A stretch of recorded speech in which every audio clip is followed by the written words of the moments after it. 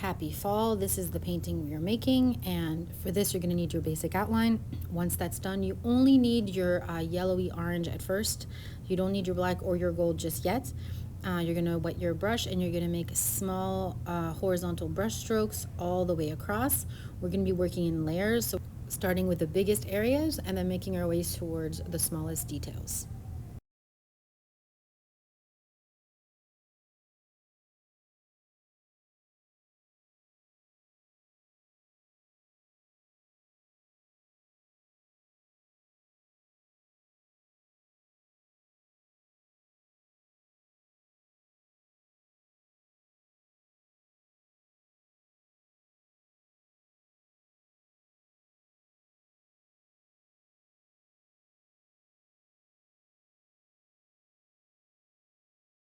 An option is to make one area darker than the other with a more orangey tone. I was just testing out colors, so I highly recommend just using one just to make it easier, but if you want, you can add a little variation. The gold will hide most of it anyway.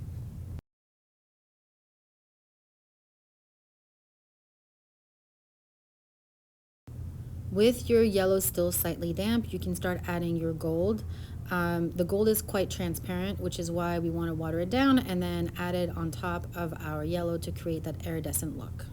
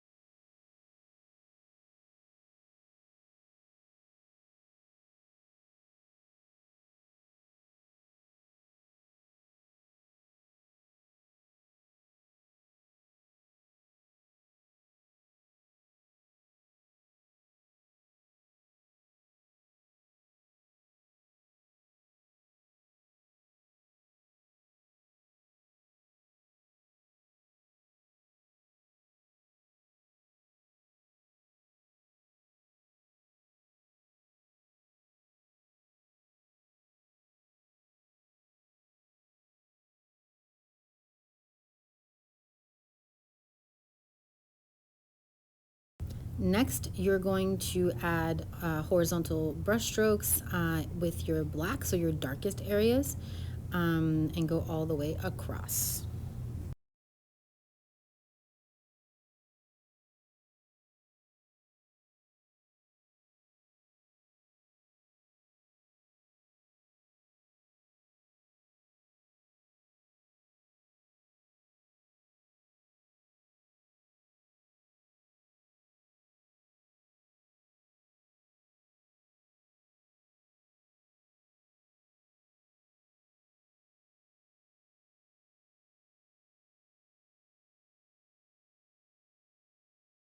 Next, you're going to start playing around with the shading that you want to do.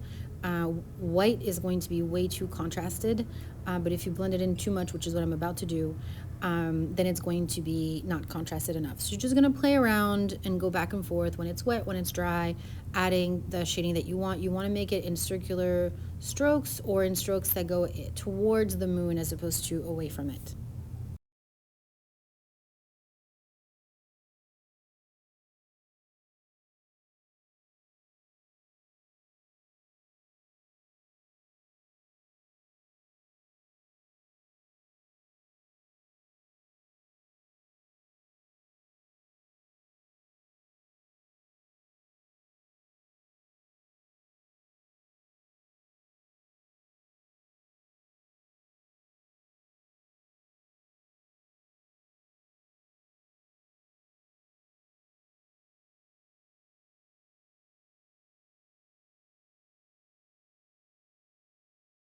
Now that my yellow and my black are both dry, I'm adding some shading that kind of connects both.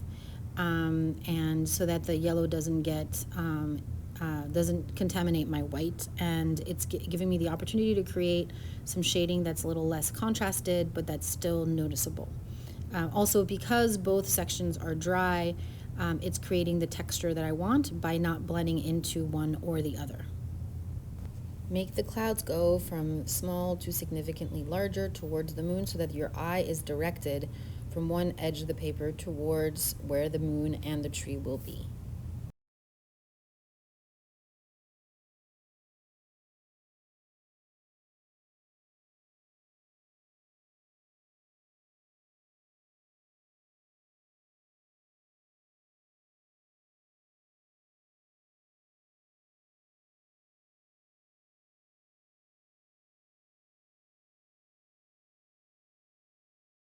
Our bottom layer of yellow is now completely dry, which means we cannot reactivate it, so we can start adding shading in our water. You can do an upside down triangle to make it look like the reflection of the moon, and then I added a lot of water details with different shades of gray to frame the drawing and to kind of break it up a little bit. The great thing is you can really use water to blend it into your lower layer, because again, that lower layer cannot be reactivated. So and also if you do something that you don't like, let it dry, and then you can just paint over it and it won't show. Trace your moon and add a coat of white. You can also add a little bit of gray shading before you do what I'm doing right now, which is adding all the details in my water, just so that it has time to dry before you put your tree details in.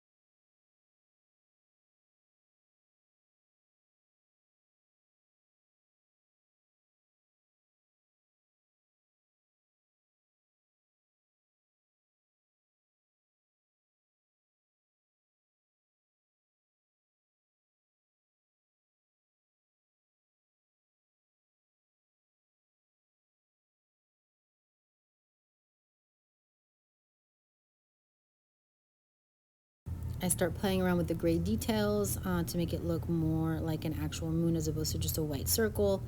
Try and add the texture in there. Just play around, enjoy yourself. It doesn't need to look perfect.